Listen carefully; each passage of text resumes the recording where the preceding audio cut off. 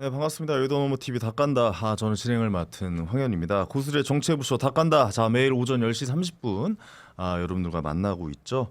오늘도 역시 라이브로 함께하고 있습니다. 구독, 좋아요, 알림 설정 지금 좀 부탁드리겠고요. 댓글로 응원과 의견 많이 남겨주시면요, 방송 중에 많이 소개해드리도록 하겠습니다. 오늘 좀 역사적인 일이 좀 일어날 것 같아요. 지금 구독자가 현재 9,942명입니다. 예, 조금만 넘으면은 저희가 거의 한 달이 좀 안 됐는데, 네, 한 달 만에 구독자 10,000명이 달성되는 아주 역사적인 시간을 여러분들과 함께할 수 있을 것 같습니다. 많은 구독 버튼 부탁드리겠습니다. 자, 고수들의 초정밀 정치해부쇼 닭간다. 함께 정치 뉴스를 까볼 오늘도 역시 세 분 소개해드리도록 하겠습니다.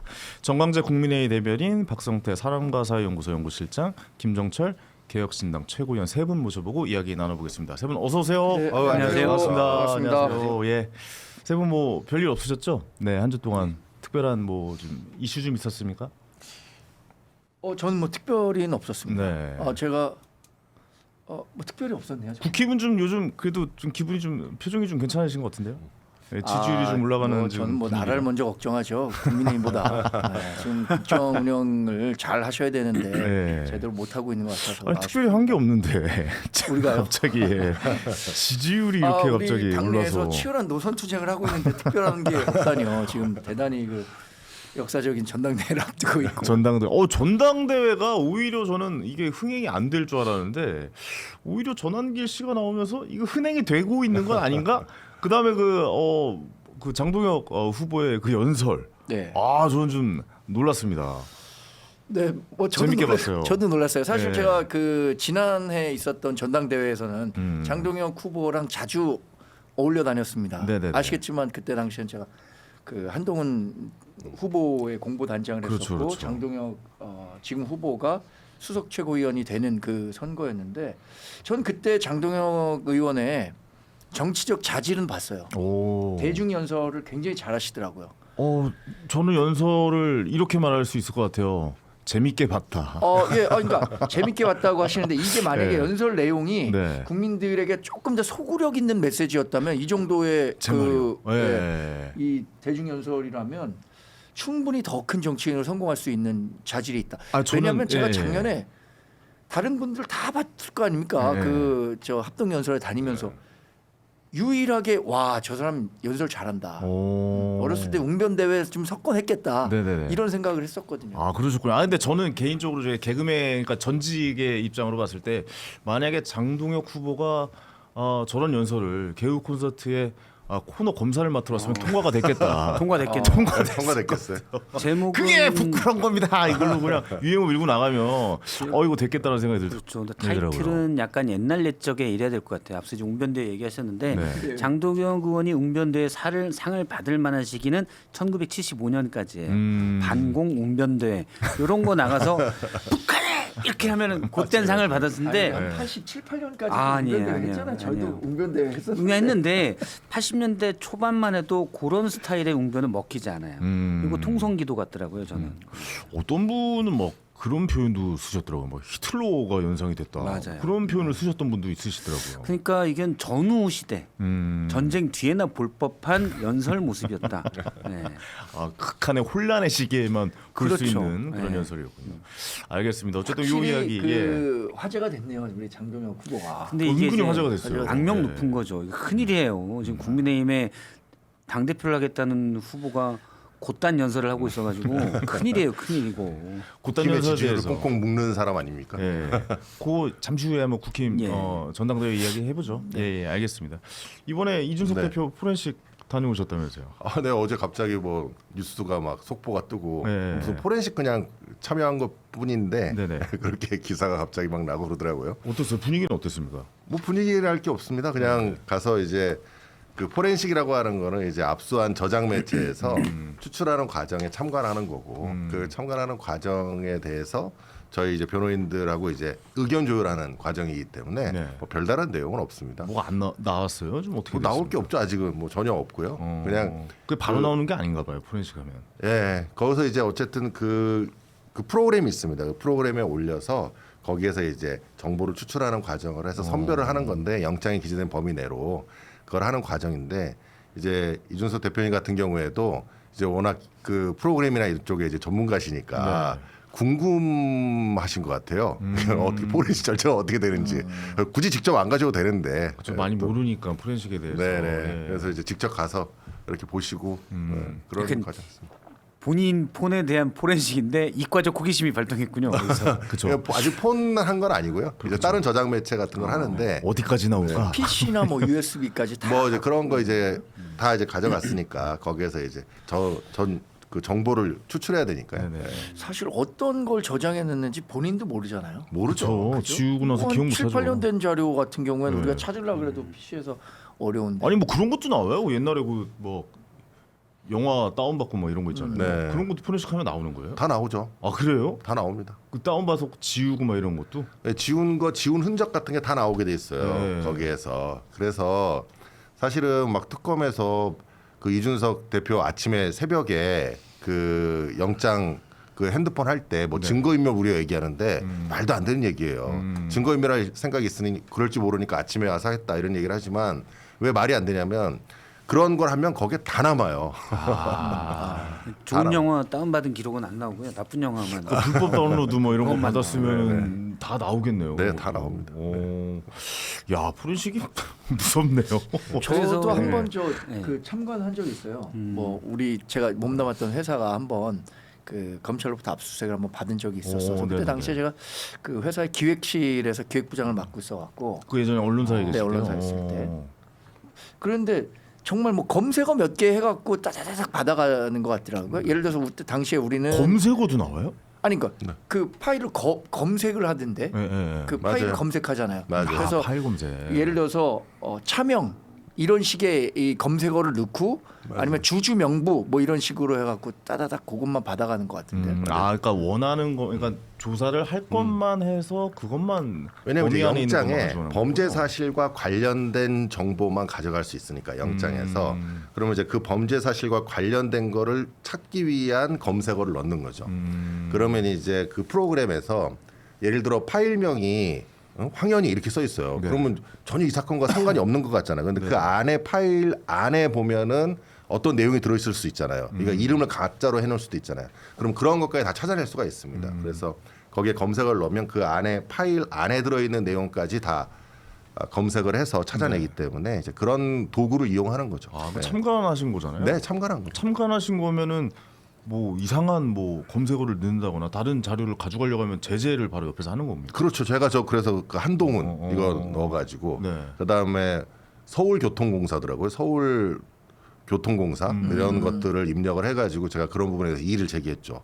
네. 아 그런 건 넣으시면 안 된다. 왜냐하면은 이거는 공천과 관련된 지금 문제니까 네네네. 공천과 관련된 문제인데 한동훈을 왜 여기에 입력을 하느냐. 그때 당시에 뭐 국민의힘 사람도 아니고 그렇죠. 네. 그래서 국민의힘에 그때 뭐 관련된 것도 아니고 공천과 관련된 사람이 아닌데 아 누구 이름 검색 넣었던가요? 그러면 뭐 윤석열도 넣고 네. 뭐 김건희. 김건희 넣고 이제 그런 것들은 당연히 이제 이 사건과 관련된 거니까 네. 넣는 게 맞겠죠. 네네네. 그런데 이제 그런 다른 무관한 것들을 넣는 거는 이제 영장의 범위를 벗어나게 되는 거니까 뭐 제지를 무관한 하는 거 뭐 거죠. 예를 들어 네. 뭐 천하람 갑자기 넣는다거나 그렇죠. 황현이 뭐 이렇게 넣는 황현이 갑자기 넣는다거나 이러면 제재가 걸리는군요.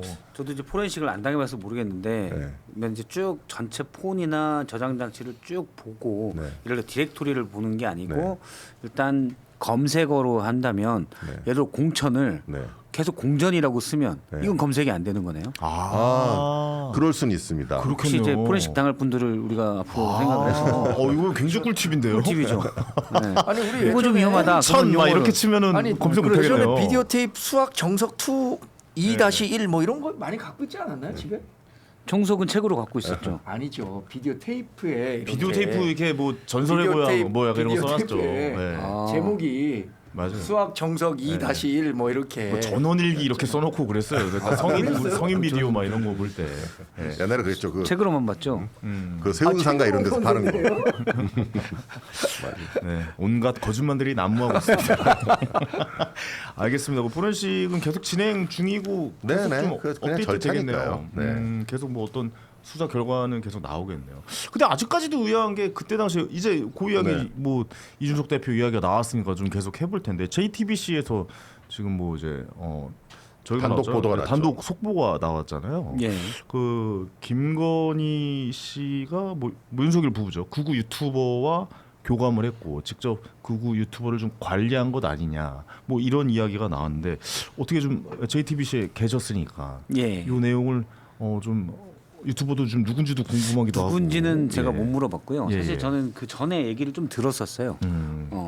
제가 이 자리에서인가 어디서 얘기했던 것 같은데 극우 유튜버들이 자꾸 제보를 한다. 윤석열이 나쁜 놈이에요. 이 자리는 아닌 거. 아 그래요? 같던 이 것 자리 같습니다. 아닌데 예. 김건희도 나쁜 사람이고 저희는 죄가 없어요. 그 네네. 대표적인 게 이제 신혜식 씨죠. 신혜 한수의 대통령실에서 성사명 행정관이 체포영장 집행이 될 때 여기를 막아달라라고 신혜식 씨한테 계속 얘기했다. 네. 이거를 녹취를 까면서 나눴던 문자를 까면서 나를 공익신고자, 공익제보 한 사람으로 보호해달라. 그러니까 나는 서부지방 폭동 사태의 조력자가 아니다. 그걸 거부했던 사람이 이런 게 있잖아요. 근데 다른 극우 유튜버들도 그런 거를 많이 사실은 윤석열, 김건희가 어땠어요라고 지금 얘기를 한다라는 거예요. 그건 왜냐면 이분들이 그러는 거는 일단 수사가 무서워서 그러는 거예요. 그럼 일단 돌아섰다라고 봐야 돼요. 돌아섰죠. 유튜버와 윤석열 부부와의 관계가? 윤석열 그러니까 대통령 부부와의 이분들이 관계가? 어떤 이념이나 어떤 철학에 의해서 움직이는 게 아니라 네, 구구 네. 유튜버가 사실은 장사꾼들인 거예요. 유튜브에서 구구로 했을 때 최소한 몇십만, 예를 들어서 배승희 TV 같은 경우는 구독자가 160만이거든요. 뭐 고성국 TV 물론 어르신들 중 일부가 와 이거 이 사람이 정말 좋은 말을 하고 있어라고 듣는 분도 계시지만 네. 유튜버들은 상당수는 이게 돈이 되니까 저는 한다고 봐요. 그래서 수사가 들어가니까 당연하죠. 물론 안 그런 구구 유튜버들도 있겠지만 네. 그분들은 정말 이상한 유튜버들이고 상당수는 이런 비즈니스 관계에서 구구적 메시지를 냈는데 정권이 윤석열 정권이 망했잖아요. 네. 계엄까지 했고 서부지방 폭동 사태 있고 또 지금 특검에서 막 수사 들어가니까 저는 사실 그런 사람이 아니에요. 라고 제보가 많이 들어간다고 하더라고요. 그리고 이제 제2에서 나왔던 내용은 그 A씨 구구 유튜버 누군지는 제가 안 물어봤습니다. 근데 A씨를 통해서 댓글창에 나왔는데 이름이 나왔는데요. 아 그래요? 네. 저보다 더 빠르시네요. 댓글창에 유모 씨라고 본인이 씨. 직접 얘기했다고. 그 접니다라고 뭐 그렇게 나왔네요. 예. 근데 뭐 김건희 씨나 윤석열 전 대통령이 구구 유튜버들에게 처음부터 많이 기댔다. 그 우군으로 삼으려고 했고. 네. 아무래도 그 언론을 장악하려고 했던 시도가 아니고 그러니까 기성 언론보다는 요즘 유튜버들의 목소리가 더 크니까 이쪽을 장악을 해야겠다. 뭐 이런 계산이 아니었을까요? 그분들이 예. 무속을 많이 믿잖아요. 그렇죠. 그 무속을 믿으면서 뭔가 세상에는 불가사의한 힘들이 있고 이 힘들이 세상을 움직인다라는 세계관을 가졌던 것 같아요. 그런데 제가 예전 정권 초기에 이제 한 중진 의원에게 이런 말을 한 적이 있는데 윤석열의 제일 위험한 점은 너무 쉽게 대통령이 됐다는 거다. 그러면 되게 이 양반이 특이한 양반인데 그렇잖아요. 자기 멋대로 하고 술도 엄청나게 많이 먹고 그걸로 아마 국내 탑 0.1% 찍을 텐데 그런데 우리나라 해방 이후에 역사적으로 가장 쉽게 대통령이 된 사람이에요. 대통령 출마하자마자 8개월 만에 돼버렸잖아요. 그렇죠. 뭐 정치 경험도 없었고 국회의원 나온 적도 없었고 그렇죠. 지방선거 나온 적도 없었으니까요. 그러면 이분이 예를 들어서 박근혜 때 좌천됐을 때 또 문재인 정부 때 추미애 장관과 갈등을 벌였을 때 주변에서 말리는 사람이 있었겠죠. 이렇게 하지 마세요. 근데 그냥 본인 성격이 그렇게 한 건데 그 다음에 대통령까지 됐잖아요. 네. 그러면 자기의 정말 이상한 성격과 고집이 성공의 열쇠라고 믿는 거예요. 근데 그 안에 또 뭐가 있냐?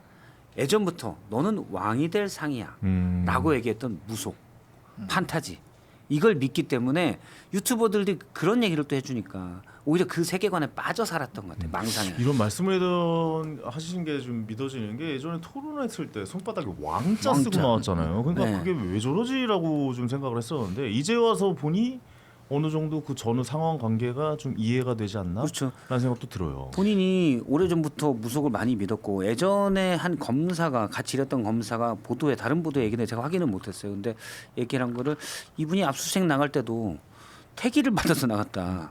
검사 시절에 윤석열 검사 시절에 그런 얘기까지 누가 날짜를 증언한 게 받아서? 있고, 네, 증언한 게 있고 이 양반이 정을 많이 믿어. 그래서 김건희와 소개를 시켜준 무정 스님이라는 분이 계신데 원래 이 무정은 윤석열이 먼저 알았다.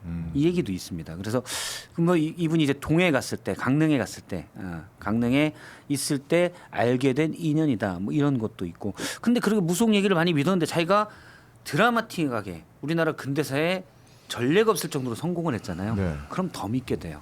다 이 덕분이라고 보는 거죠. 아니 유튜버들이랑 이렇게 릴레이션십이 있었으면은 이거 이제 한 사람의 이야기만 나왔을 뿐인데요. 그러면 말씀대로라면 이제 계속해서 나오겠다라는 좀 이해가 그렇죠. 되는 거 이제 아니에요? 여러 명이 예. 근데 이런 분들 많아요. 사실은 우리 뭐 알고 있는 어벤져스 여기는 처음에 이제 친윤석열이었다가 윤석열 당시 대통령 때 김건희 씨도 마찬가지고 비판을 좀 어벤져스에서 하니까 그 못 참아가지고 당신 왜 그래 막 그래서 우리 원래 그렇게 바른 말 하는데 왜 그래 그러다 멀어졌잖아요. 예. 그러니까 유튜브에 많이 기대고 산 것 같아요. 그거 아시죠? 어떠셨어요? 국힘 내부에서 좀 보셨을 때는? 그러니까 네. 지금 말씀하신 거에 저도 한 80-90% 동감하는데 아 그래요? 윤석열 전 대통령은 저는 본인의 성공 방정식을 대통령이 된 이후에도 그대로 적용시키려고 했기 때문에 대통령으로서 실패할 수밖에 없었다. 대통령이 되면 과거에 자신이 대통령으로 되는 과정은 있고 대통령으로서의 모습을 보였어야 되는데 지금 불과 8개월 만에 대통령이 됐고 아마 이 생각했을 거예요. 내가 어떻게 대통령 됐지? 아, 부인 말 잘 들어서 대통령 됐지. 아마 좌천됐었을 때 본인 그만두려고 했었을 겁니다. 근데 아마 그 김건희 여사가 당신 왜 그만둬? 돈은 내가 벌 테니까 당신이랑 뭐 하고 싶은 대로 해. 그러니까 그 국회 나가서도 나는 사람에 충성하지 않는다. 내가 뭐 말 나온 김에 한번 얘기하겠다. 이런 식으로 거침없이 대할 수 있었지. 만약에 뭐 경제적으로 뭐 어렵거나 어떤 식으로든 자신이 좀 위축된 상황이었었더라면 조직에 순응하면서 그냥 뭐 그런 일 없습니다. 이렇게 얘기했겠죠. 근데 김건희 여사가 워낙 밖에서 윤석열 전 대통령이 공직 생활을 하는데 전혀 지장이 없도록 뭐 신경도 아마 안 쓰게 했을 거예요. 그런 식으로 하니까 이제 부인 말 잘 들으면 내가 잘 되는구나라고 생각했을 가능성이 크다고 보고 유튜버 관련해서는 사실 뭐 김건희 여사와 관련한 김건희 여사의 고모라는 분 그분이 보수 유튜버를 잘 관리하고 있다 이런 얘기들도 공공연하게 돌았었던 거잖아요. 그래요? 뭐 김건희 돈을 여사의 얼마 고모라는 썼다. 분이 예. 아마 목사일 겁니다. 아이러니하네요. 목사 종교 현지 쪽에 목사인지 뭐 하여튼 굉장히 많네요. 그분을 중심으로 해서 보수 유튜버 그러니까 윤석열 전 대통령에게 굉장히 힘이 되는 메시지를 냈던 유튜버들에게 네.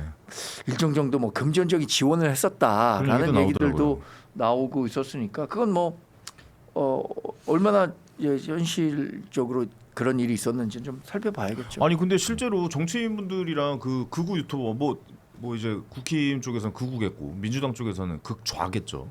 물론 그런 유튜버들과 그런 릴레이션십이 계속해서 좀 있어 왔습니까? 관리를 좀 합니까? 메시지에 대해서? 유튜버들에게 유튜버에 나오는 메시지에 대해서? 저 시민사회 수석실에서 열심히 했잖아요. 네. 김대남 씨가 왜 논란이 됐습니까? 이명수 기자랑 통화하고 뭐 단체들 관리하면서 이런 식으로 좀 해줬으면 좋겠다라는 메시지를 냈는데 그 시민사회 수석실이라는 곳이 근데 극우 유튜버잖아요. 뭐 극우 유튜버도 관리를 합니까?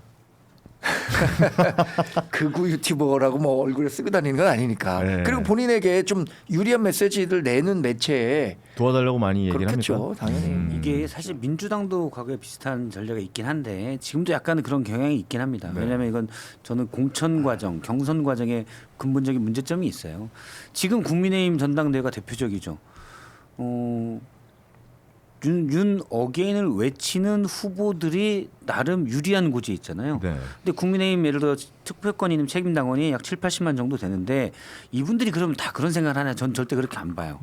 약 2-30만 정도가 될 텐데 나머지 분들은 잘 투표를 안 하고 아주 극단적인 분들만 지금 여기 목소리를 내고 있거든요. 네.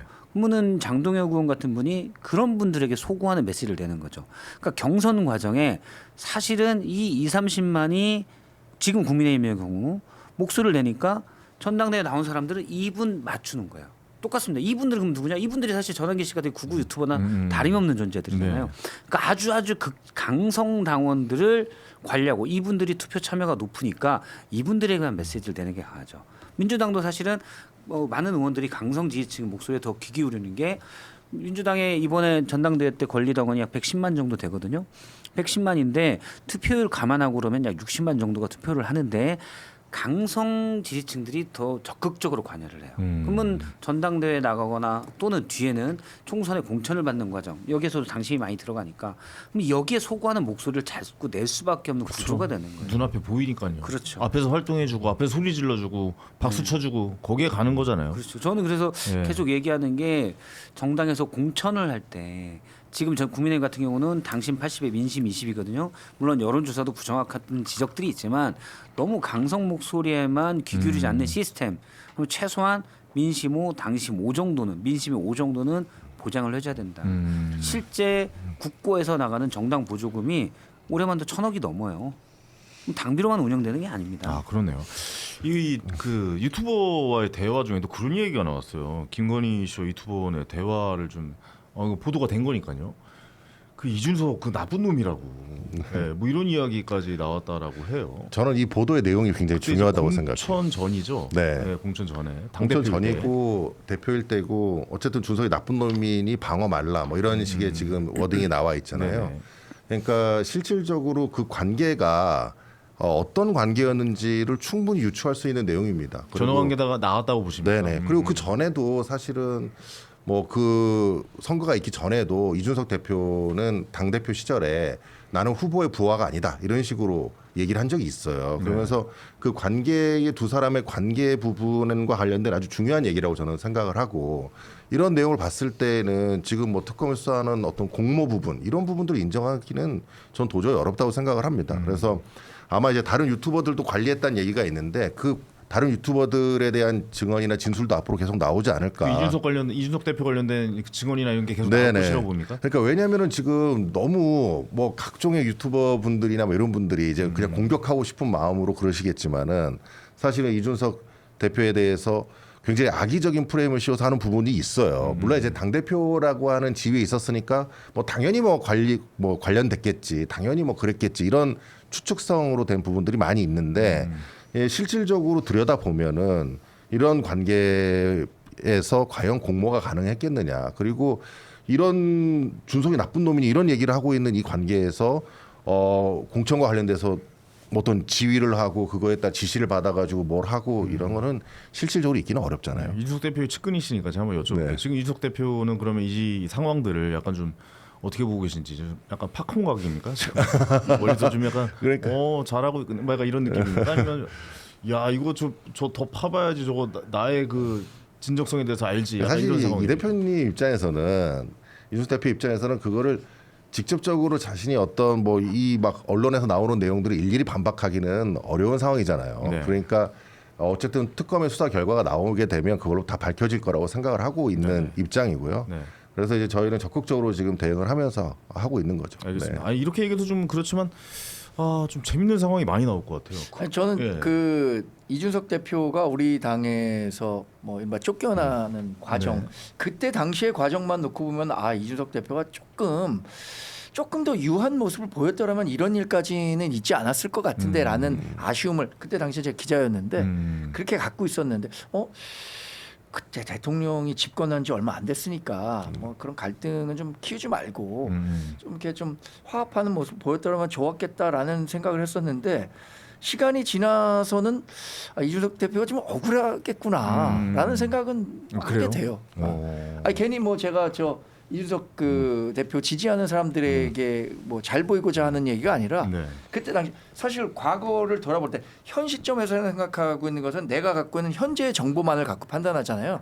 근데 미래에서 그 과거의 상태를 분석할 때는 조금 더 이 과거에 대해서 잘 알고 뭐 실체적 진실들이 드러난 것을 갖고 판단하게 되는데 결국에는 우리가 뭐 윤석열 정권이 이렇게 어렵게 된 거는 저는 그 선거 연합이라는 체제가 붕괴됐기 때문이라고 생각하는데 그게 총선까지 패배하는 결정적인 영향이 됐고 그 과정에서 누구의 책임이 더 컸느냐 그렇다면 뭐 과거에 평가할 때는 대략 뭐 5대5 정도였다면 지금은 한 8대2 정도로 윤석열 전 대통령의 그 책임이 책임이 더 컸다. 컸던 거 아닌가라는 생각을 요새는 하게 되더라고요. 요새는 요 근래 하기 시작하신 겁니까? 아니, 그러니까 그 계엄 뭐 아니면 뭐 저 총선 뭐 이거 예리한 질문이에요. 예리한 질문이죠. 뭐 이런 과정들을 거치면서 어젯밤에 아이 과거서부터 했죠.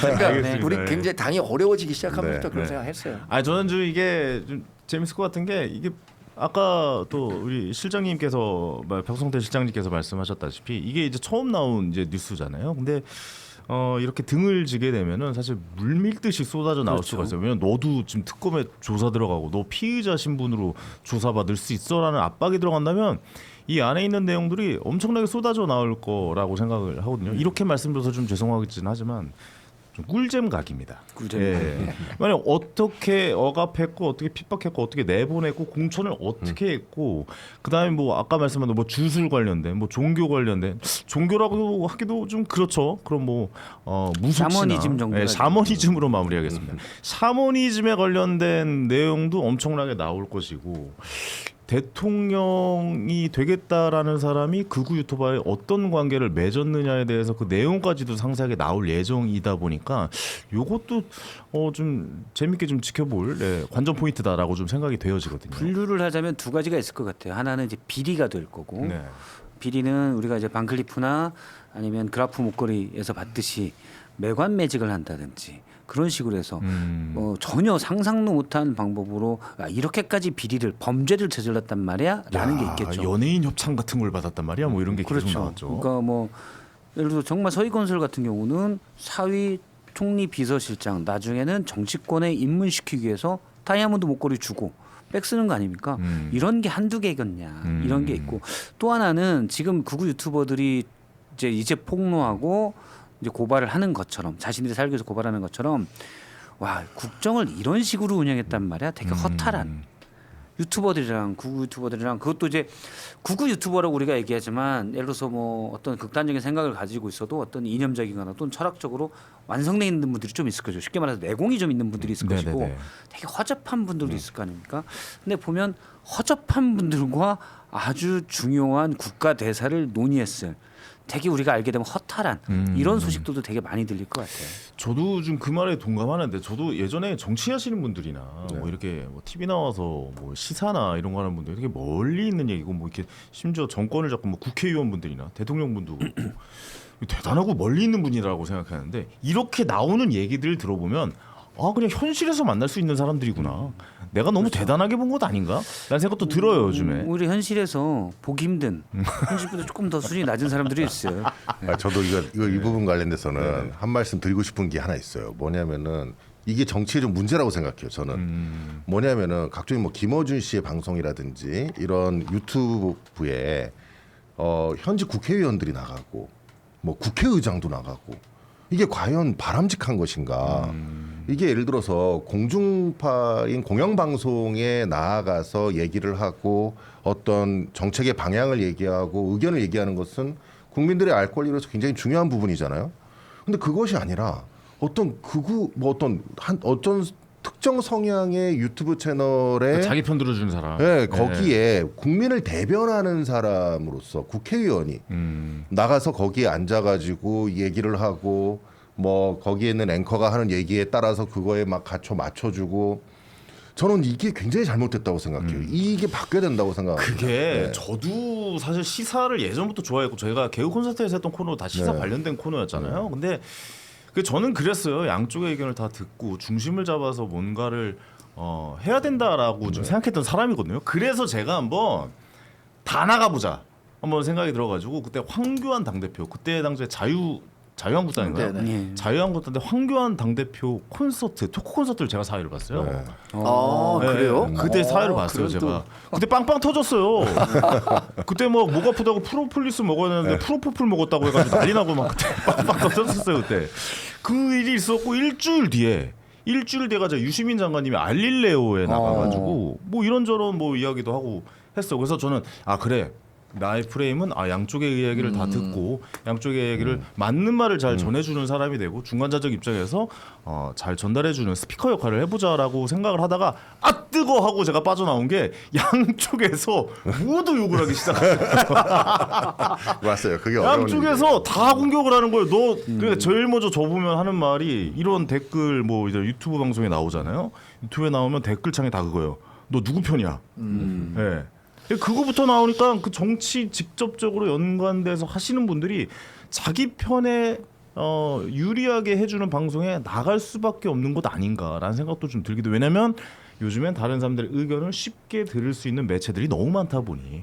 예, 왜냐면 댓글 몇 개 그런 거 안 좋은 댓글 읽으면 상처받고 다 정치인도 똑같잖아요, 사실은. 근데 예. 지금 우리가 과거에는 몇 개 매체가 없을 때는 프로야구 중계도 공중파에서 했었던 거 아닙니까? 네네. 그러면 다 해설위원들이 굉장히 중립적으로 하려고 해요. 맞아요, 이 맞아요. 선수는 뭐 타율이 얼마고 뭐 득점권 뭐 이 정도만 얘기한단 말이에요.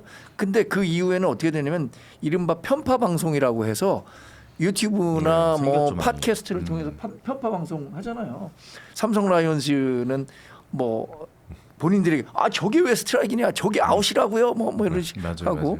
근데 그런 방송들이 생겨나서 인기를 끄는 것처럼 지금 정치도 마찬가지죠. 자기들끼리 그냥 코드가 같은 사람들끼리 웃고 즐길 수 있는 일종의 뭐 오락화 되는 경향이 강한 것 같아요. 그래서 적어도 저는 김 변호사님 말씀하신 것처럼 공적인 자리에 있는 사람들이 그런 자리에 가서 자주 뭐 이런 얘기를 하면 안 된다고 생각해요. 예를 들어서 그래요? 그러니까요. 국회의장이 나갔었나요? 나갔다고 제가 그때 예, 들었는데. 나갔죠. 국회의장이 나갔었어요. 매부쇼에 그러면 나갔죠. 네.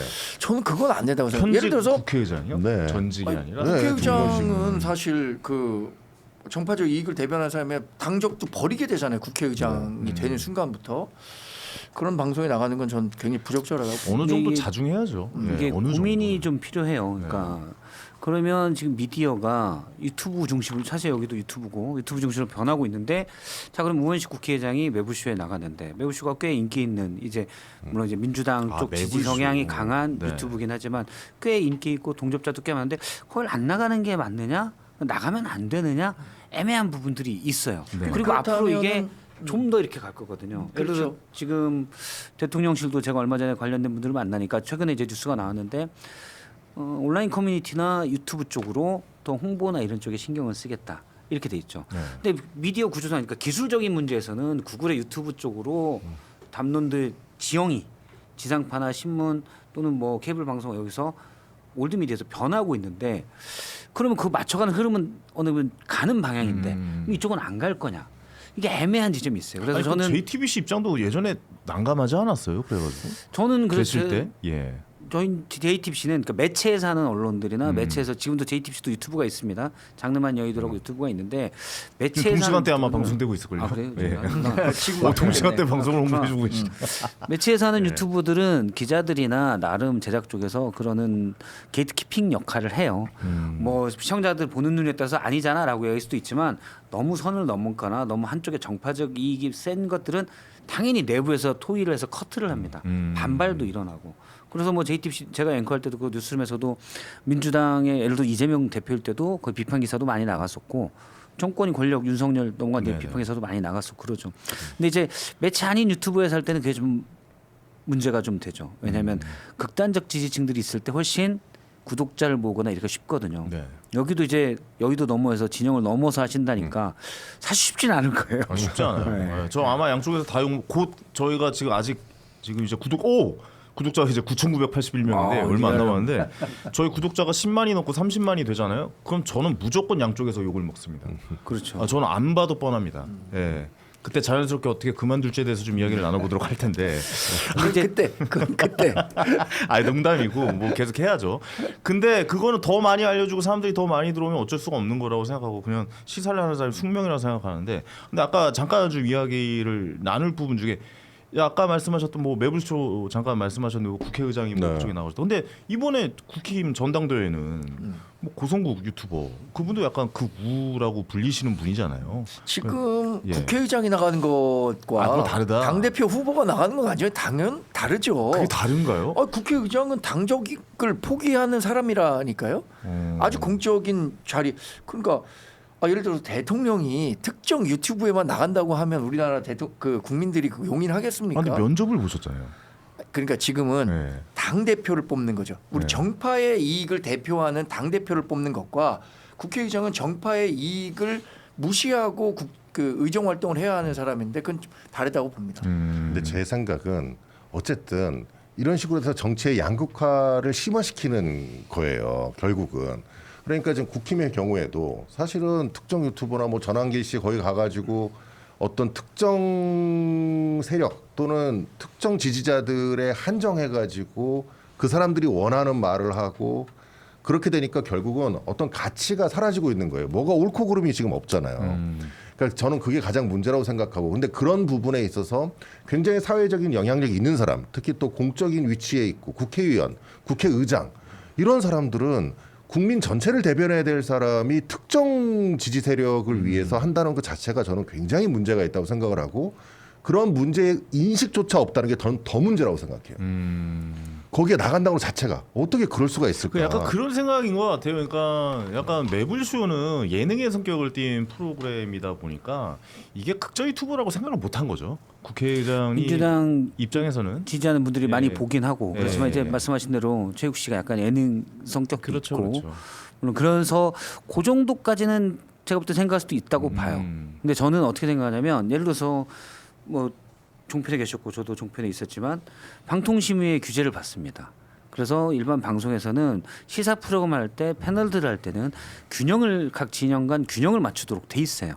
방통심의 아예 딱 정해져 있습니다. 그리고 선거 때는 특히 어떻게 해야 된다. 세세하게 규정이 돼 있고 그걸 지키지 않으면 제재를 받도록 돼 있어요. 물론 윤석열 정부 때 방통심의가 유일인 방통심의가 지멋대로 해서 문제가 됐지만 제재가 돼 있기 때문에 방송 쪽에 이제 매체에 계신 분들은 어느 정도 그게 습관이 돼 있습니다. 그런데 지금 다 많은 분들이 유튜브를 통해서 보잖아요. 네. 그러면 이거는 똑같이 사람들이 보기에는 방송부 큰 TV로만 보고 유튜브는 폰으로만 보냐? 아니잖아요. 방송도 폰으로 볼 때도 네네. 많고 순전히 이제 기술적인 구별이 잘 안 돼요. 구별이 안 되죠. 네. 근데 이게 유튜브는 지상파 방송인지 유튜브 방송인지 구별이 그렇죠. 안 돼요. 네.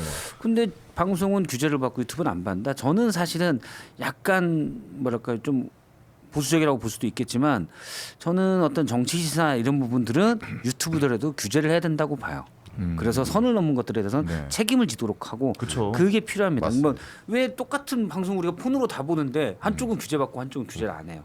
이거는 좀 말이 안 된다고 봐요. 그렇게 하면 또 이제 뭐 표현의 자유 이야기가 나오면서 방송 제재가 어디까지 들어오냐, 유튜브까지 들어오는 게 맞냐, 뭐 이런 얘기가 또 나오겠죠. 그렇죠. 예. 근데 꼭 절대 저는 거기서 뭐 제가 앞서 말씀드린 것은 예를 매불쇼 정도만 해도 그거는 소비자들이 선택할 수 있는 범위 내다. 근데 근데 매불쇼 솔직히 좀 잘 들여다 보면 약간 왼쪽 편들은 방송 맞긴 하죠. 사실은. 그렇죠. 솔직히 들여다 보면은 솔직히 안 봐도 그냥 봐도 알아요. 그래요. 왜냐하면 제가 한 번도 아니, 출연하지 못한 걸 보면 네. 왼쪽 방송이 맞습니다. 아니, 뭐 저는 예전- 고정 출연이었어요. 전 또 재밌었던 게 그 옛날 이재호 전 의원 나오시고 네. 막 그렇게 막 그러니까 원로분들 박지원 뭐 전 국정원장 뭐 그분 나오시고 같이 뭐 이야기 나누고 뭐 그런 거 되게 재밌게 저도 보고 있고 그러거든요. 네, 네. 근데 요즘 들어서 약간 이쪽으로 좀 가는 것 아닌가라는 좀 이야기가 나오면서 예 아까 말씀하셨던 뭐 국회의장 분 맞아요. 출연하시는 것도 문제가 되겠다라고 생각하시는 분들이 꽤 있는 것 같다. 네. 뭐 이렇게 좀 정리를 하도록 네. 하겠습니다. 일부 예. 정치적 성향이 있을 수 있는데 너무 사실과 다른 얘기를 맞아요. 한다든지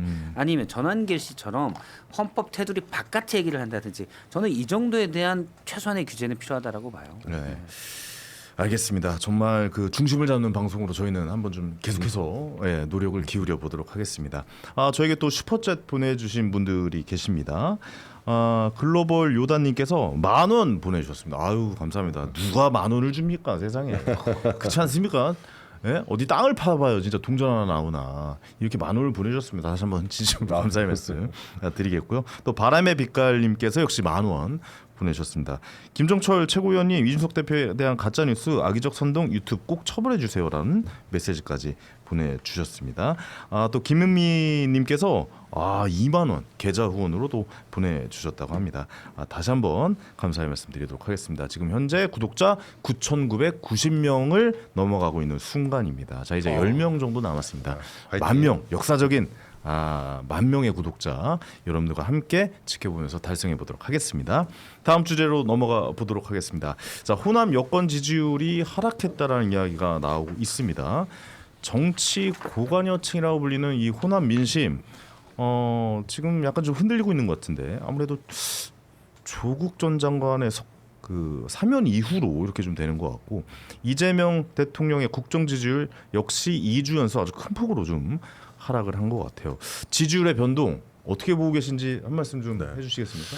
저는 지지율이 네. 결국은 지금 이재명 대통령에 대한 지지율 이것이 결국은 호남 민심도 마찬가지지만 국민들은 개혁을 바라고 지지를 한 거 아니겠습니까? 뭔가 다른 걸 바라고 한 뭔가 거죠. 다른 걸 바라고. 예. 근데 그 지지율을 어디에 썼냐면은 조국을 사면하고 윤미향을 사면하는 데 그렇죠. 써버린 거예요. 네. 거기에 지금 동양 사태에 10,000명이 피해자가 있는 현 회장님도 다 사면했단 말이에요. 네네. 거기에 지금 숨어 있는 각종의 불법 비리자들이 엄청 많습니다. 그러니까 여기에서 주는 배신감 이런 것들이 있을 거라고 네네. 생각이 되고요. 지금 개혁을 하기 위해서는 지지도를 바탕으로 해서 그 힘으로 개혁을 드라이브를 걸어야 되는데 네.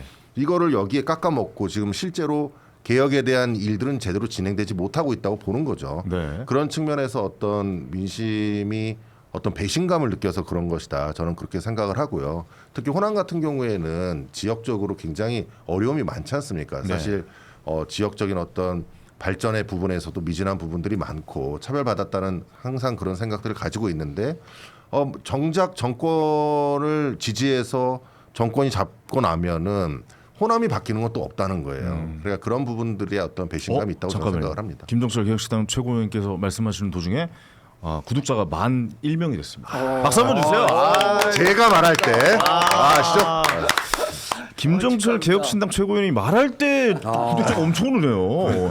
그럼 말 계속하세요. 네, 진행하세요 그냥. 너무 좋은데요. 어쨌든 10,000명이 달성했습니다. 다 여러분들 덕이고 우리 또 구독자 여러분들의 덕입니다. 다시 한번 감사의 말씀 좀 전해드리면서 말씀드린 순간 한 명이 구독 취소해서 다시 10,000명이 됐다는. 예. 이게 취소하시는 이때 맞춰도 취소하시는 분도 계시네요. 참 재밌네요. 역시 또 만 한 명이 돼서 계속 좀 이야기 나눠보도록 하겠습니다. 아니 국민의힘 입장도 좀 궁금해요. 이게 이게 지금 아까도 처음에 좀 제가 말씀드렸는데 국힘 별로 한 게 없어요. 아니 그러니까 저는 네. 이 여론조사 특히 정당 그 여론조사는 첫 번째 절대 평가의 영역이기도 한데 네네. 두 번째 상대 평가의 영역이기도 합니다. 그러니까 우리 정당이 정말 잘해갖고 국민의힘이 정말 좋아졌구나라고 생각해서 국민의힘을 지지하는 사람이 있는 반면에 이건 절대 평가죠. 근데 상대 평가라는 게 있어요. 야 다른 정당 하는 거 보니까 특히 민주당 하는 거 보니까 국민의힘이 그래도 양반이네. 이렇게 생각하는 사람들이 있어서 국민의힘을 지지하는 사람들도 분명히 있다고 생각해요. 네네. 그게 우리 한국 그 정치에서는 사실상의 양당 정치가 고착화됐거든요. 네. 그러니까 뭐 중도 진영에 있는 사람들은 선택을 강요받잖아요. 여론조사하면 어느 정당 지지합니까? 뭐 1 민주당, 2 국민의힘, 3 뭐 조국신당, 4 개혁신당 이렇게 나오는데 민주당 요새 하는 일이 특히 전 정청래 민주당 대표가 굉장히 큰 역할을 했다고 생각하는데 네네. 야 정청래 같은 사람이 민주당 대표 될 수 있는 거야? 당 대표 된 다음에 그렇게 하는 게 이게 지금 정치야? 이렇게 생각하는 사람들도 많이 늘었을 것 같아요. 특히 이 호남이 정치 고관여층이라고 하잖아요. 저는 뭐 사실 뭐 호남과 지역적 연관 전혀 없습니다. 근데 그 가끔 뭐 여행하게 되잖아요. 뭐 전남 일대라든가 광주, 전북 이렇게 갔을 때 재밌는 에피소드를 말씀드리자면 한번 뭐 기자 시절에 안 사람하고 골프를 치러 광주에 갔어요. 그럼 골프장에 가면은 아는 사람, 뭐 같이 친 사람하고만 이제 하고 거기 현지 사람을 만날 일이 없잖아요. 그렇죠. 그 광주 밥 먹으러 왔는데 밥 먹고 이렇게 했는데 화장실 잠깐 간 처음 본 그 거기 광주 분이 전화 통화를 하는데 야 영길이 형님이 이번에 당 대표 나온다는데 우리가 가만히 있을 수 있냐 막 그러면서 엄청 큰 소리로 서울에 있는 친구한테 전화하더라고요. 야 역시 정치 1번지에 왔구나 내가 이렇게 느꼈어요. 네네네. 그 제가 감히 말하건데 그 전남에 계신 그 한 50대 이상의 남성분은 지금 당장 이 자리에 앉혀도 저보다 더 평균 잘할 수도 있습니다. 저는 그분들 전라도 쪽에 계신 그 택시기사 4분 앉혀놓고 해도 되게 그러니까 엄청 잘하십니다. 대단히 정치 고관여자분들이에요. 그럼요. 이분들은 또 민심에 민감하고 뭐 이른바 전략적 투표를 항상 한다고 하잖아요. 전 최근에 민주당에 대한 그 지지율 하락은 역시 내가 아무리 민주당 지지한다 그래도 이렇게 가면 안 될 것 같은데 대한민국이 이런 그 반성, 자성 이런 것들이 나와서 그런 경고 메시지를 주고 있다고 생각합니다. 알겠습니다. 이게 결국에는 뭐 민주당 입장에서는 뭐 부정하겠지만 지금 거의 지지율이 뭐 붙어 뭐 어느 지지율 조사에서는 거의 뭐 그 안에 있잖아요. 그러니까 뭐라고 하죠? 오차범위. 오차범위 안에. 아닌데 오차범위 아니잖아요. 리얼미터 조사가 오차범위 아니죠. 11일부터 네네네. 14일까지 한 건데 저는 ALS 조사의 경우는 응답률이 5.2%입니다. 리얼미터 조사가. 그래서 아주 고관여층만 웬만한 분들은 전화를 딱 해서 기계가 안녕하십니까? 리얼미터입니다. 끊죠. 그러면은 끊어요. 네, 맞아요. 그래서 상당수 고관여층의 대답만 반영이 되고 그래서 전당대회 같은 거 할 때는 어차피 전당대회는 고관여층만 참여하는 거거든요. 지금 국민의힘 전당대회 같은 네. 경우 이때는 ALS 조사를 참조를 많이 하는데 보통 때는 전화면접 조사를 참조를 합니다. 전화면접 조사는 응답률이 보통 15% 내외인데 이렇게 끊으려고 하면 저기 잠깐만 하고 계속해서 물어봅니다. 그리고 MBS 조사 같은 경우는 이분이 통화가 안 되잖아요. 그럼 3번 연락을 해요. 3번 연락을 해서 이분이 받을 때까지. 그래서 최대한 균형 있게 아니 샘플을 이전 모집하려고 조사도 ARS였어요 그러면? 리얼미터 조사. 리얼미터는 가족 회사마다 다르니까 리얼미터 네. 조사에서 뚝 떨어진 건 맞죠. 민주당 떨어지고 네네네. 국민의힘이 오른 건 맞는데 이게 이제 고관여층만 조사해서 고관여층은 예를 들어 국민의힘의 일부가 또는 민주당 일부가 훨씬 더 적극적으로 의사를 반영하는 거죠. 네. 그러니까 리얼미터 조사에서 많이 떨어졌습니다. 이게 지금 나오고 있는 게 리얼미터 근데 조사네요. 그 박 의원님 그렇게 얘기하시면은 우리 당이 지지율이 굉장히 낮았을 때 있잖아요. 예. 그것도 그 기술적으로 그 그렇죠. 약간의 예, 그건 맞는 말인 것 같아요. 설명이 가능하잖아요. 그렇죠. 우리 당에 대한 지금 우리 당 맞아요. 돌아가는 거 예. 보기 싫다 해서 전화 안 받고 적극적으로 응하지 않으니까 그렇게 되는 거라 저는 그래서 리얼미터가 MBC 어차피 조사에서는 국민의힘이 16% 17% 이렇게. 그러니까 그런 그건 이제 전화 면접 조사예요. 그것도 MBS 전화 안 받고 하더라도 그쵸. 내가 요새 뭐 국민의힘 돌아가는 거 얘기하기도 싫다라고 해서 응답 안 하는 경우가 있을 수 있기 때문에 저는 어쨌든 동일 조사에서 예. 일주일, 2주일 간격으로 이렇게 큰 폭으로 떨어졌다는 것은 그래서 의미가 상당히 있죠. 그러니까 탄력성이 동일 높은 거예요. 조사였던 거잖아요. 리얼미터 그래서 탄력성이 좀 있는 거예요. 방법이나 이런 것도 동일한 거였죠. 그렇죠. 리얼미터 네. 조사는 매주 사실 2,000명인데 매일 조사를 합니다. 매일 500명씩 조사를 해서 그거를 합산을 해요. 리얼미터가 쭉 매일 500명씩 하거든요. 네. 그래서 11일부터 14일까지 4일 가니까 2,000명.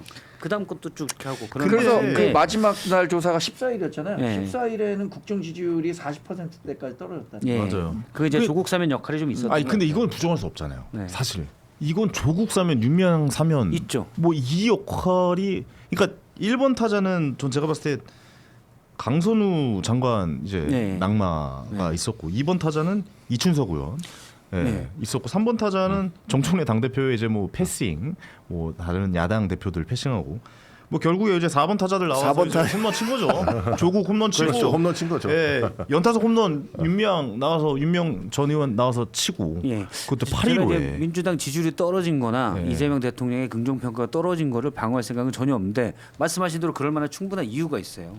그런데 국민의힘 지지율이 저렇게 높게 나온 거는 제가 그건 인정을 못하겠다. 그게 원래 지금 개혁신당 지지율로 와야 되는데 왜 글로 갔는지 잘. 그래서 이거는 개혁신당 한 게 없잖아요. 개혁신당 지금. 우리나라 저희가 얼마나 많은 메시지를 내고 얘기했잖아요. 있는데요. 양당 정치를 강요받고 있다니까요. 그러니까요. 그러니까 중도 진영에 있는 사람들이 민주당 아니면 국민의힘이에요. 우리나라에선 지금. 그러니까 어쩔 수 없어요. 예. 네. 그래서 저는 개혁신당이 언젠가 우리 국민의힘과 그러니까요. 같이 하기를 희망한다고 말씀드리는 저희가 거예요. 우뚝 설 거니까 아니 걱정하지 근데 마시고. 개혁신당 물론 자강한 다음에 그렇죠. 우뚝 선 다음에 같이 힘을 합쳐도 되는 건. 아니, 저는 지금 언젠가는 뭐 엄청난 기회 아니에요 사실.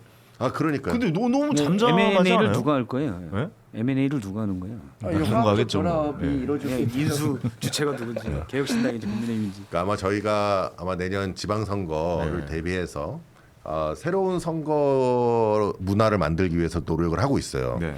선거 비용도 대폭 낮추고 그다음에 새로운 신인들이 발굴될 수 있는 제도나 이런 것들을 아주 획기적으로 만들 거라서 아마 그런 모습들을 보시면은 또 국민들께서 또 개혁신당을 또 많이 지지할 것이다 아, 지금 생각합니다. 기회인데요 지금. 그래서 예, 기회를 놓치지 않고 열심히 해보겠습니다. 이 기회를 잡으셔야지 지지율 올라갈 것 같은데. 그렇죠. 근데 M&A 하셔도 뭐 적대적으로 하실 거 아니에요. 아 왜 적대적으로 합니까? 다 평화적으로 M&A 하죠. 그럼요. 저 원래 적대적 M&A 하는 사람들은 다 평화적이라고 얘기해요. 경영권 프리미엄도 주고. 아, 그래요? 경영권 프리미엄도 주고. 어떤 프리뷰일지 굉장히 궁금하긴 하네요. 아니 저도 지금 황현희 앵커님 말씀대로 네. 개혁신당이 이 기회를 못 살리고 있다는 생각이 들어요. 원래 이준석 대표나 천하람 의원도 그렇고 공중전에 능한데 네.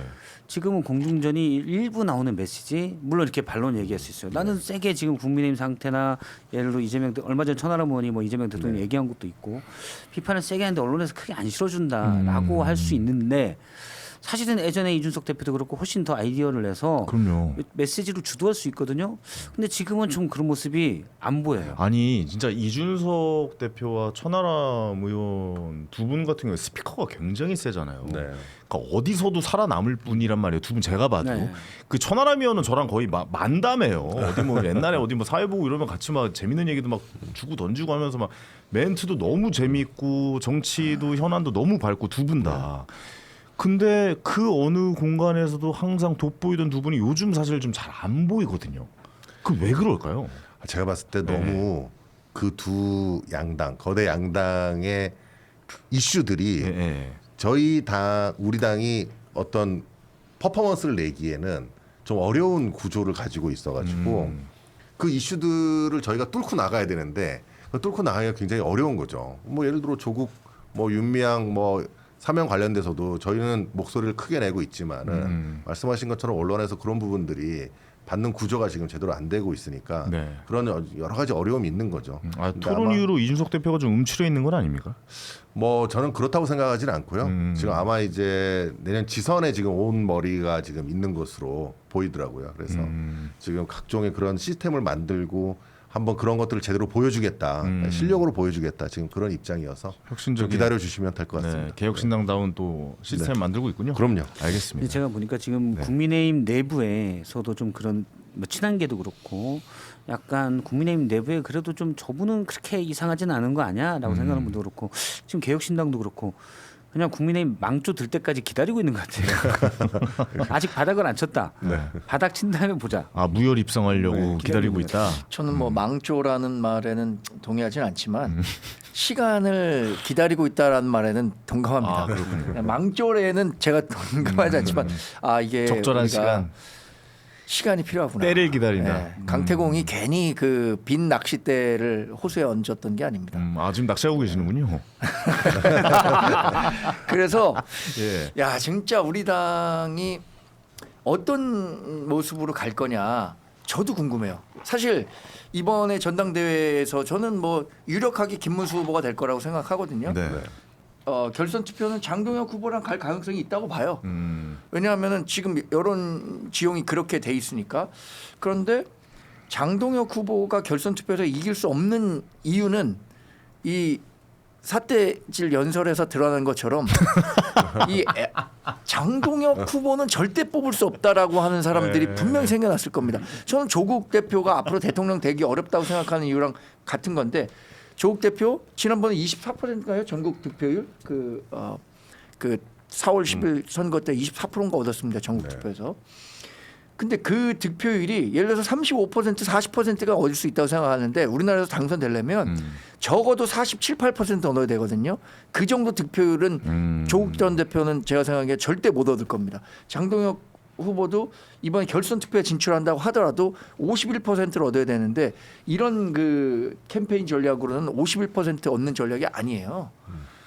뭐 그런 측면에서 저는 뭐 이번엔 김문수 후보가 될 가능성이 크다고 보는데 네. 김문수 후보는 지난번 보셨잖아요. 내가 후보 되면 한덕수 후보랑 당장 내일부터 그 단일화 협상 나서겠다라고 얘기했지만 후보가 된 다음에 달라졌잖아요. 이게 그 실제 후보가 된 다음에 전 당 대표가 된 다음에는 달라질 것이다. 약간의 희망이 있다면 김문수 후보가 좀 달라질 것이다. 그거 쪽 뒤통수를 칠 것이다. 뒤통수는 아니고 윤석열 전 대통령과 아니 한덕수 전 국무 쪽이 뒤통수 친 거잖아요. 어떻게 보면. 윤석열 전 대통령과의 관계, 계엄과 관련한 태도 네. 이런 면에서는 상당히 진일보된 태도를 보이지 않을까라는 기대와 희망을 갖고 있습니다. 그러기엔 김문수 후보가 너무 건강만을 앞세우고 있는 것 아닌가라는 생각도 좀 들기도 하던데. 왜 그러시는 걸까요? 굉장히 튼튼한 건 이제 알겠어요. 알겠고 이제 다른 정책이나 이런 거는 좀 돋보이는 건 없어요, 사실. 튼튼한 몸에서 건강한 몸에서 건강한 정신이. 명언이네요. 건강한 정신. 특별히 할 말이 체력장 나가시는 것 없군요. 같아요. 알겠습니다. 근데 국힘이 사실 저는 전당대회나 이런 당대표 선거가 노잼일 줄 알았어요. 사실 완전 노잼일 줄 알았는데 관심도 없을 것 같고 그랬는데 사실 유잼이었어요. 전당대회 어쨌든 그 장동혁 후보의 그 연설도 재밌었고, 근데 토론도 재밌었어요. 뭐 잘 듣다 보면 뭐 예를 들어서 뭐 홍준표 그다음에 누구죠? 전환길과 한동훈. 전환길 한동훈 공천하면 누구라겠냐 그러면 전환길 공천하겠다라고 얘기가 나오고 거기에 대해서 어떻게 생각하세요? 전환길 씨를 공천하겠다라고 장동혁 후보가 이야기를 했는데 그러니까 한동훈 친 한계잖아요. 또 대변인님은 그거 보고 정말 깜짝 놀랐고 제 그 페이스북에는 아마 한동훈 전 대표를 지지하는 사람들이 제 페이스북 친구들이 많은 것 같아요. 그 사진으로 도배를 해놨더라고요. 야 어떻게 이럴 수 있냐? 제정신이냐? 전 뭐 제정신이냐까지는 아니겠지만, 야 이게 아무리 그 내일 모레 선거가 있다고 하더라도 이건 아니다. 이건 아니죠. 전환기 씨 선거에 나옵니까? 전환기 씨 선거에 나오나요? 재보선. 재보선 우리 당이 공천 주겠습니까? 저는 공천. 만약에 장동혁 후보가 당 대표 되면은 전환기 씨 나올 수 있죠. 근데 제가 얘기 드렸잖아요. 장동혁 후보가 당 대표가 될 일이 없을 것 같다. 그럴 일 없을 것이다. 경북 경산에 나가려고 준비하는 거 아니에요, 전환기 씨가. 다음 조지현 의원 2028년에 조지현 의원 지역구를 어떻게든 만들어가지고 결선까지는 갈 거라고 보십니까? 장동혁? 아니요, 전당대회. 결선 투표는 있을 것 같아요. 왜냐하면 사자 구도에서 50% 없는 그 첫 후보가 나오기는 어려울 것 같기 때문에 결선은 갈 것 같아요. 근데 저는 국민의힘 입장에서는 어떻게 보면은 장동혁 씨가 차라리 그러니까 이제 여기 도토리 키재기인데 장동혁 의원이 차라리 좀 나을 수 있다는 생각도 들어요. 이분은 이익을 쫓는 분이에요. 상황이 바뀌면 또 거기에 적응해서 살아가려고 할 겁니다. 이분 친한 게 핵심이었잖아요. 0.5선 사무총장, 그렇죠? 그러다가 갑자기 계엄 이후에 윤석열 탄핵 국면에서 친윤으로 확 바뀌었죠. 저는 그거 왜냐면 앞으로 미래는 국민의힘의 미래는 한동훈이다 생각했을 때 친한 게 바짝 붙어 있었다가 계엄 이후에 한동훈이 쫓겨나기 직전에 사실은 장동혁 의원이 최고위원 물러나면서 쫓겨난 거거든요. 그 체제가 무너진 거예요. 한동훈 안 되겠군 하니까 가장 빠르게 가장 친윤계 핵심으로 갑자기 갔죠. 윤 어게인 핵심으로 갔잖아요. 네. 이게 앞으로 당내 권력이라고 본 거예요. 근데 권력을 잡고 나중에 또 시대가 좀 변하면 이분은 빠르게 또 이익을 쫓아서 갈 겁니다. 얼마 전도 최강욱 의원이 한 유튜브에서 그런 얘기를 했는데 그 장동혁 의원이 원래 그 판사잖아요. 판사에서 국회에 파견 나왔던 국회 이제 연락관처럼 파견 나온 판사가 있습니다. 이때 민주당 의원들이랑 그렇게 친하게 지냈다는 거예요. 안민석 의원 쫓아다니고. 그럼 만약에 다음에 조국 전 장관이 뭐 좀 유력하게 된다 그러면 그쪽으로 넘어갑니까? 그쪽으로 갈 수도 있어요. 그래서 이분은 만약 그렇게 생각하는 게 부끄러운 겁니다. 이러면 어떡해요? 아주 극명하게 권력을 쫓아가는 분이고.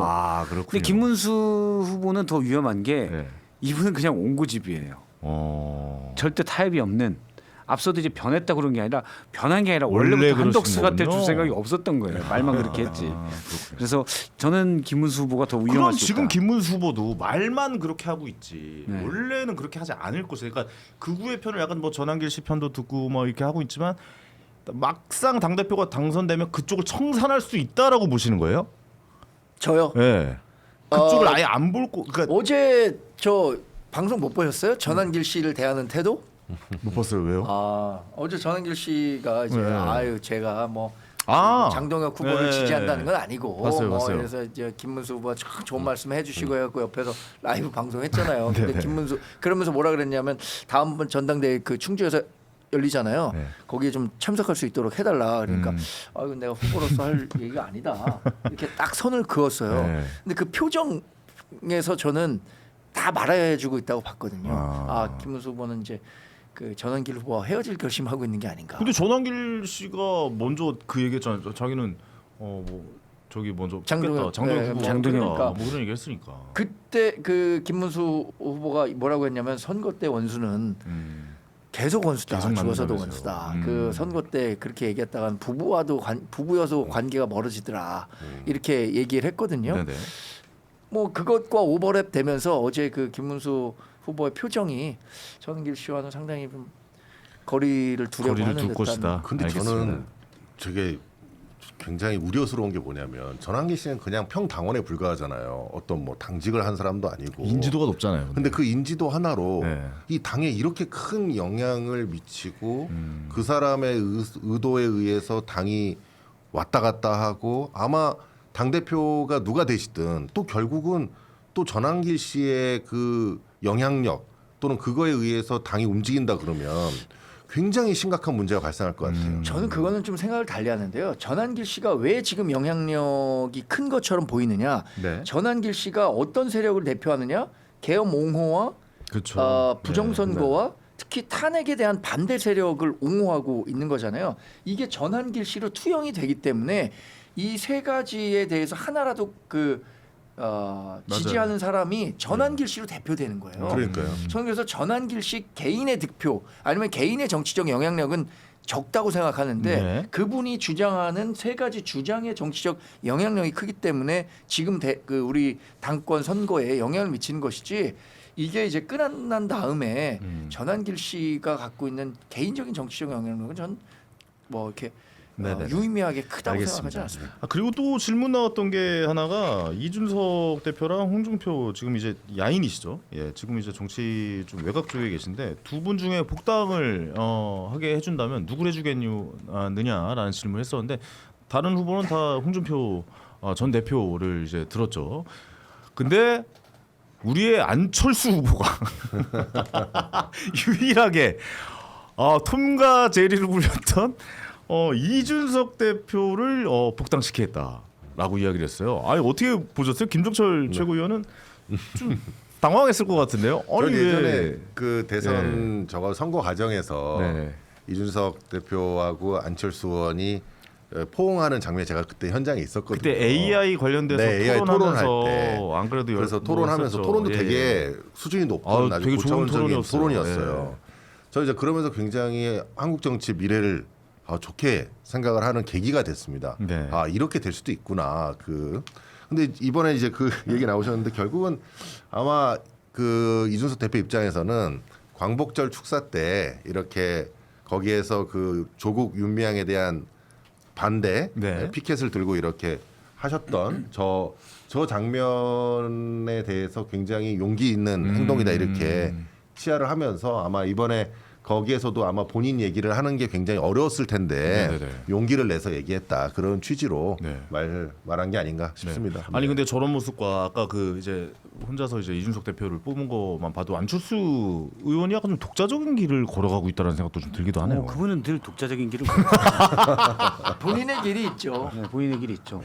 예전 대선 때 마이웨이 가시는군요. 마라톤을 하셨는데 사람이 네. 없는 길로 총선 때가 대선 때인가 부산에서부터 쭉 가는데 사람이 없는 길로 꼭 달리시더라고요. 아이고, 저는 예. 왜 달리시는지 모르겠는데 그게 좀 이상했어요. 그런데 예전에 안철수 의원과 가까웠던 분들 제가 좀 많이 아는데 얘기를 네. 들어보면 독자적이다. 네. 왕국어법을 사용했습니다.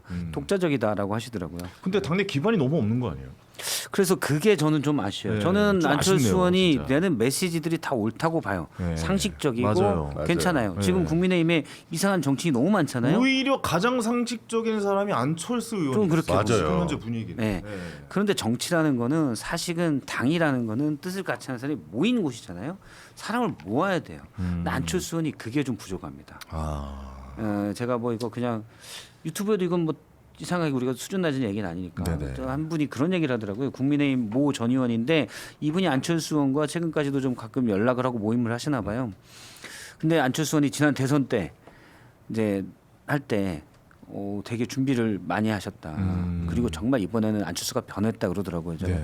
안철수 의원이 메시지는 맞는데 이렇게 행동들이나 세력을 모으는 과정이 좀 미흡하고 미숙하거든요. 그좀 부끄러워하시나요? 네, 약간- 사람들한테 약간 좀 이렇게 하는 게? 뭐 이거 그냥 얘기하면 네. 그러니까 뭐 가까이서 본 분들의 얘기는 약간 왕자병이 좀 있어요. 그러다 왜 그런지 알아요. 솔직히 얘기할까요? 네. 돈이 많아서 그래요. 아실 게 없는 있어요, 거지. 사실 있죠. 주식 그렇죠. 안철수 안내 그렇죠. 뭐 계속 있고. 그렇죠. 그것도 전혀 영향이 있을 뭐할 거라고 때마다 봅니다. 6만 원짜리 자꾸 10만 원짜리 가고 그러니까. 네. 안철수 의원이 원래 유명한 게 밥을 안 사요. 그래요? 네, 밥을 안 삽니다. 그건 좀 그런데 이번 대선 앞두고 안철수 의원을 몰랐어요. 가끔 만났던 국민의힘 모 전 의원이 하는 말이 요즘 밥을 사. 그분이 변해가고 안철수가 있군요. 변했다의 오. 가장 큰 증거가 밥을 사예요. 그래서 권력 의지가 많이 생겼다 이분이. 네네. 그런데 그러니까 안철수 의원이 밥을 안 사는 건 아마 뭐 이거를 접대하고 이렇게 보일까봐 그럴 수도 있어요. 그러니까 제가 선의적으로 해석을 하면, 근데 원래 이제 더치페이를 되게 좋아한다고 그러더라고요. 그렇군요. 그런데 더치페이 좋아한대요. 더치페이를 좋아한대요. 그래서 안 사는데 근데 많이 변했다. 그런데 아직도 제가 볼 때는 사람을 끌어모으는 건, 그러니까 동지를 모으는 거는 좀 어색한 것 같아요. 그런 부분을 안철수 의원이 고쳐야 되는데 근데 이번에 그렇군요. 이준석 의원을 뽑은 거는 저는 상당히 잘했다고 봐요. 왜냐하면 나중에 뭐 다음 대선이든 총선이든 언제가 될지 모르지만 국민의힘이 저는 개혁신당과 같이 갈 가능성, 개혁신당이 국민의힘과 손을 잡을 가능성이 높다고 보거든요. 네네네. 그러면 안철수 의원은 어쨌든 이준석 의원과 어쨌든 상식적인 메시지는 같으니까 손을 잡아놓는 게 좋죠. 네, 알겠습니다. 대변인님은 네. 정원재 대변인님은 어떠세요? 실제로 안철수 의원 옆에서 자주 뵈실 거 아니에요? 저는 네. 제가 저 자리에 있었더라도 이준석 대표의 복당을 받아줘야 한다라고 얘기했을 것 같아요. 가장 안철수 현실적인 당 대표는 저는 안철수 의원이라고 보거든요. 국민의힘에. 근데 지금 근데 당선 당원들은 아니네요. 가능성은 굉장히 좀 굉장히 두고 낮죠. 봐야죠. 예. 근데 저 안철수 의원이 이번에 단일화를 거부하면서 뭐라고 했냐면 우리 당엔 샤이 안철수 세력이 존재한다. 본인은 그 본인이 여론- 샤이하신 거 아니에요? 본인은 좀 샤이한 편이죠. 네. 제가 그래서 뭐 이게 박성태 의원 얘기하실 때 그림을 좀 그렸는데 네. 야구 좋아하세요? 저는 엄청 좋아합니다. 야구 다 좋아하시죠? 예. 이 식스툴 플레이어라고 있어요. 뭐 다 잘하는. 주루, 송구, 뭐 장타율, 그쵸. 타격, 뭐 이런 것들 식스툴 플레이어라고 발도 빠르고. 하잖아요. 예. 대표적인 선수 우리나라에서 지금 누가 있을까요? 이정우 선수. 옛날 김하성 선수가 그랬었죠. 그렇죠. 이정우 선수도 뭐 파이브 그랬고. 툴이라고 하죠. 예. 예. 근데 안철수 후보는 이 식스툴이든 파이브툴이든 거기서 하나는 굉장히 부족한 건 사실이에요. 어떤 거예요? 아까 만든 그 동지를 만드는 자기 리더십, 팀을 만드는 리더십. 정치력 이것은 상당히 약하다고 봐야죠. 정치력과 리더십이 없다는 거는 다 없다는 거 아니에요? 정치력이 좀 부족한 거죠. 이분이 갖고 있는 콘텐츠 전 대단히 좋다고 봐요. 개그맨이 안 관련해서. 웃긴 거랑 똑같은 거 아니에요? 그렇지만 박수홍 씨 따지면. 같은 분은 안 웃겨도 롱런하잖아요. 엄청 웃겨요, 박수홍 선배. 아 그래요? 하나도 안 그럼요. 웃겼는데 방송에서. 옛날에 많이 웃겼어요. 그럼요. 그러니까 예. 그러네요. 핵심 능력이 좀 부족하네요. 저도 여기서 이러고 있지만 저도 옛날에 엄청 웃겼습니다. 저는 사석에서 웃긴 사람은 변기수 씨가 그렇게 웃기는데. 기수형도 엄청 웃기죠. 변기수 씨. 제가 매체 아닌 유튜브에 나오는 건 여기가 유일해요. 매체에서 하는 유튜브가 아닌 데는. 왜요? 방송 다 나가는데 다 매체에서 하는 데만 나가거든요. 네네네. 앞서 말한 네. 약간 레거시 나름 지상파 미디어가 시간. 하는데요. 그렇죠. 레거시가 하는데. 네, 황현희 씨 팬이어서요. 제가 팬입니다. 감사합니다. 예, 그런 얘기 듣자고 한 얘기는 아니었어요. 그런 얘기 하려고 이렇게 그랬어요. 왔네요. 예. 그래서 어떠십니까? 아니 왜냐면은 홍준표 전 대구시장이야 이제 정치적 미래라고 할 만한 게 있을까요? 이준석 미래가 없다. 대표는 정치적 미래가 아직도 뭐 굉장히 많은 분이잖아요. 정치라는 거는 사실 미래에 어떤 사람이 될 수 있느냐, 앞으로 몇 년 후에 어떤 사람이 될 수 있느냐에 대해서 베팅하는 거라고 봐요. 저는 그래서 항상 하는 말이 장강의 물은 뒷물이 앞물을 치고 간다. 장강은 그렇게 흘러가는 거예요. 네네. 그럼 자연스럽게 정치권도 세대 교체가 이루어져야 되는데 여기서 왜 홍준표 후보를 뽑겠다로 저분들이 생각하는 것들은 분명히 있겠죠. 이른바 반탄파 두 분은 그게 그 반탄파 지지자들이 생각하는 정서다라고 생각했을 거고 조경태 후보 같은 경우에는 왜 홍준표 전 대구시장을 꼽았는지 좀 이해하기가 어렵네요. 그 얘기 나온 거는 저거잖아요. 그러니까 그래도 당에 대한 헌신을 하셨던 분이기 때문에 뭐 그렇게 했다 뭐 이런 이야기가 있는데 오랫동안 같이 있었으니까 뭐 네네네. 그랬을 수 있겠지만. 전체적으로 좀 뭐 이제 약간 좀 안철수 의원이 좀 다른 이야기를 했으니까 그 얘기를 좀 마무리 지면 사실 안철수 의원의 가장 이미지가 제 생각을 좀 얘기해도 됩니까? 잠깐만 좀 이야기를 좀 말씀하십시오. 해보면 저는 그 옛날에 무릎팍도사 나온 이유가 안철수 의원의 최전성기라고 생각을 했거든요. 그리고 시간이 많이 흘렀고 그런 좋은 이미지가 좀 많이 지나서 안 좋았었던 일도 많지만 저는 지금 현재 국힘에서 가장 현실적인 이야기를 하고 가장 가능성 이야기를 하는 사람, 그리고 가장 정상적으로 보이는 사람은 안철수 의원이라고 보거든요. 저는 개인적으로 지금에 있어서는 무릎팍도사 이후로 지금이 제일 저는 좋아 보여요. 그래서 그런 힘을 좀 발휘할 수 있진 않을까 하는데 어떻습니까? 당내는 그런 거를 받아주지 않는 분위기죠. 아까 말씀드린 샤이 안철수가 제가 샤이 안철수가 한번 봐야 될 것 같습니다. 이번에 결선에 올라간다면 정말 샤이 안철수가 모르죠. 있구나라고 네. 증명이 될 수도 있을 것 같아요. 근데 지금 뭐 안철수 의원이 어떤 정치적을 더 키워서 또는 내공을 키워서라기보다는 안철수 의원은 사실 그대로 있어요. 지금은 약간 여기서 좀 더 손을 움직이는 정도. 근데 옆에 있던 사람들이 동물이 돼 버렸어요. 그래서 그냥 두각을 나타내는 거다. 안 챙겼군요. 안철수 의원은 사실은 예전과 지금이 거의 메시지도 같고 생각도 비슷하고 저는 거의 그대로라고 봅니다. 그것도 뭐 장점이라면 장점이죠. 근데 옆에 있는 국민의힘 나머지 분들이 워낙 이상해져 버리니 안철수 의원이 두각을 나타내게 됐다. 그런데 이제 정치적 부족이나 앞서 그런 부분 때문에 당내 세력은 없는 것 같아요. 그러니까 안철수 의원이 뭔가 좀 정상적인 말을 하거나 돋보여서 이렇게 올라온 게 아니라 제자리에 계셨는데 밑에가 다 밑으로 그렇죠. 내려갔군요. 네. 그래서 돋보일 수밖에 아니 없는. 장동혁, 김문수랑 같이 서 있으면 안철수 의원이 완전 정상이죠. 그렇군요. 네. 그렇게 말하는 게 비겁한 겁니다. 뭐 이렇게 얘기할 수도 있겠네요.